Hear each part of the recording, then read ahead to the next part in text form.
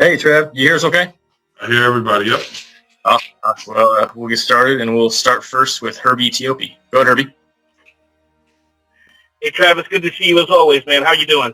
I'm doing great, man. Yourself? Yeah, I'm well, thanks. You've now had a few days of OTAs and now the first day of minicamp to work with Noah Gray, and I'm curious what are your first overall impressions with the guy as he's acclimating to the scheme.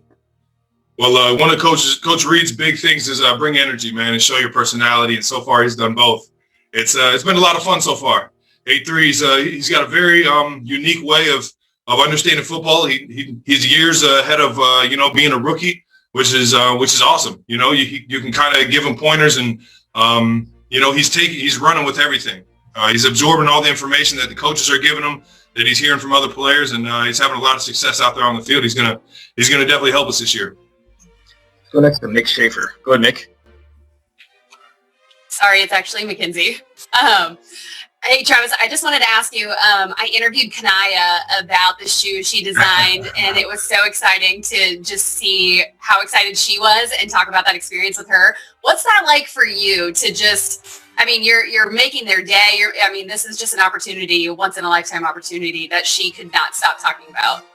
Oh, man, it's first, I'm just very fortunate that I was in the position that I'm in, both as an athlete and as an influence in the community. It's just another reason why I love this area, this city, the Chiefs Kingdom, and every day around Kanaya is awesome, man. She's so heartfelt, very genuine, just appreciative of everything that's come her way, and Nike couldn't have picked a better young lady to create a shoe and to help me kind of push the trailblazer that we did. And I'm just very thankful that she was so fun and she was so happy to just be a part of it. And shout out to Kanaya. Let's go next to Pete Sweeney. Go ahead, Pete. Hey, Travis, a long time ago now, but I believe it was 14. You were the tight end behind Anthony Fasano. What do you remember about that time? And now that the Chiefs, I think for the second time in your tenure, have drafted a tight end, what can you take from that time and kind of pass it along from Noah to Noah Gray? Just the confidence of the game. I think that's the biggest thing that Fasano gave me was that, if you put the work in, if you understand the game mentally, you can play so much faster.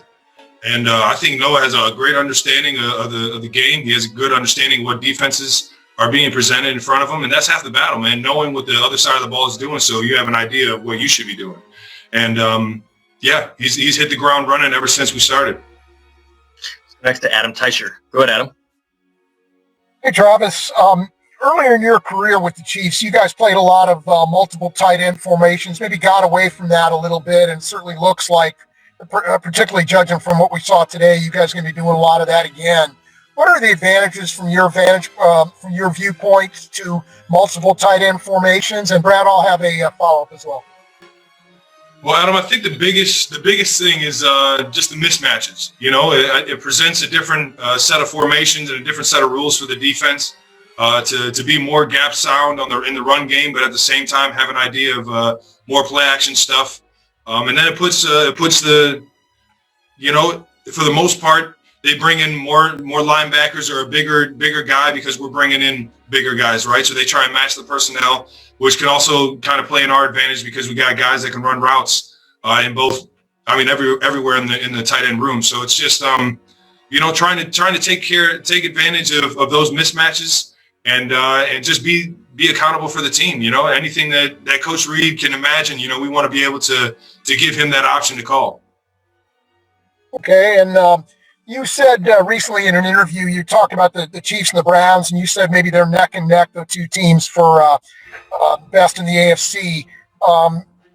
Can you elaborate on that? What you think about the Browns? You just throwing some love to your hometown, or what is it about the Browns you really think is all that?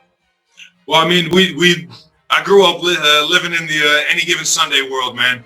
Any team can beat you, right? I remember I think it was 2015 or 14, I forget which year it was, but the Raiders they hadn't had a win on their schedule, or they hadn't had a win in their season yet. We went into Oakland on a Thursday night and took an L to a team that was winless. And I'm not saying that they're the Raiders by any means. I just think that the Browns have done a great job of getting that organization back to, a very respectable, very, competitive team. And with that, I mean, you got to respect everybody. You just got to give everybody your best shot. And we're definitely not taking the Browns light. That's for sure.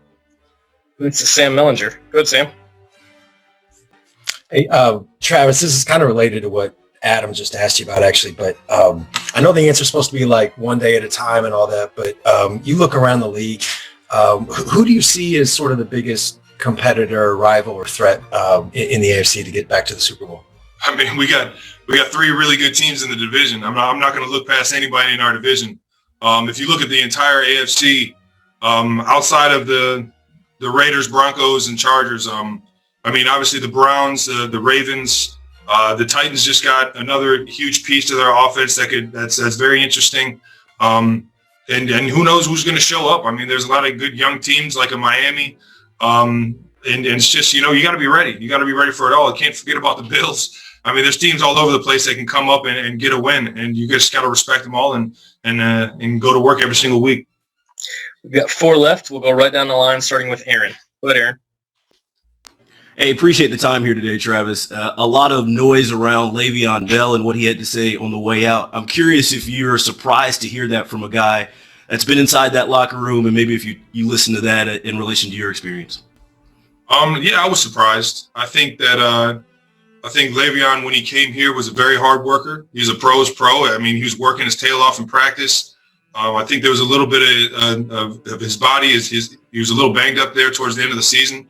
And I'm a guy who I was excited when we got him. I was hoping that he was going to be able to help us out a lot.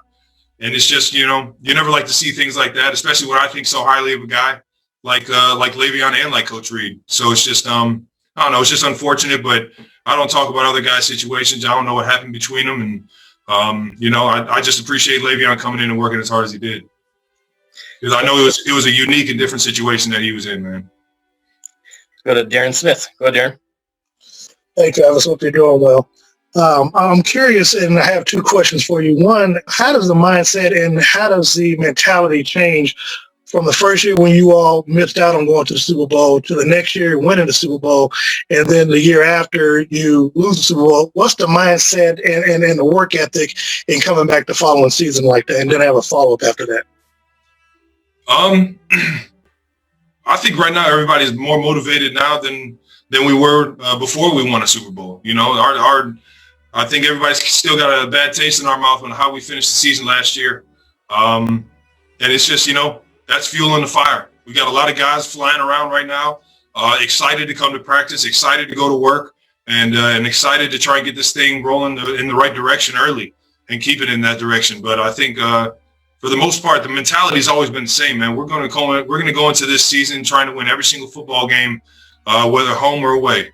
And with that mentality, man, the sky's the limit, man. We'll let everything else play out how it goes. Second question, obviously last year you were in the mix, I guess, in the design of the Super Bowl ring. Have they come to you about the AFC Championship ring, or do you have any input on that, or what? I only want to see rings that I win. I don't want to see the rings that I lose, man. So I'll just leave it at that. We'll go last to Sarin Petro. Go ahead, Sarin. Travis, I know last year was the run it back tour, and virtually every single player, at least on the core, was back for the team. This year, there's more of a normal NFL season. There's more turnover, especially along the offensive line, even the receivers. Sammy moving on. Does that? I know the mindset and the focus, and you guys that have been around for all these years, that it's the next step for all you guys. But for new guys, whether it's rookies or guys coming from other teams, is that maybe an injection, fresh blood, maybe guys that don't have that Super Bowl ring that a lot of you guys do? Does that added maybe some energy to the room, or is it something you gotta drag them and bring them up to speed and get them up to your level? How does that dynamic work? I think the Brett Veach and the coaches and the front office did a great job of bringing in guys that are ready to work. I mean, they brought in championship level guys that have been in the playoffs, guys that have been in Super Bowls, guys that are just, pros. And that's the biggest thing is to be able to have a culture like Coach Reed has kind of laid the foundation here. And the leaders in this building have laid the foundation. It makes it easy for guys that are professionals that actually want to go to work and want to win And it means something to them to come in and find that culture and appreciate it and add to it. And that's something that I've always loved about Coach Reed. I mean, being here 9 years now, you see a lot of guys come and go. You know, a lot of guys that you wish we could have never let go. And it's just that's the business of the NFL. So you just got to be able to every single year kind of reboot that entire chemistry, the entire team. Every year is a new year. No matter who's in the building, no matter who you got to be able to create that new team with the guys that are in the building. Travis, appreciate your time. Thanks for joining us. Have a good one, guys. When asked what had changed the most since getting married, Travis didn't hesitate that it wasn't the spotlight or the media, he said. It was a little habit I never expected. Every morning, the first thing he does is reach for his phone to text Taylor, even if she's just in another room. That I like wishing her good morning, he said with a laugh, shaking his head.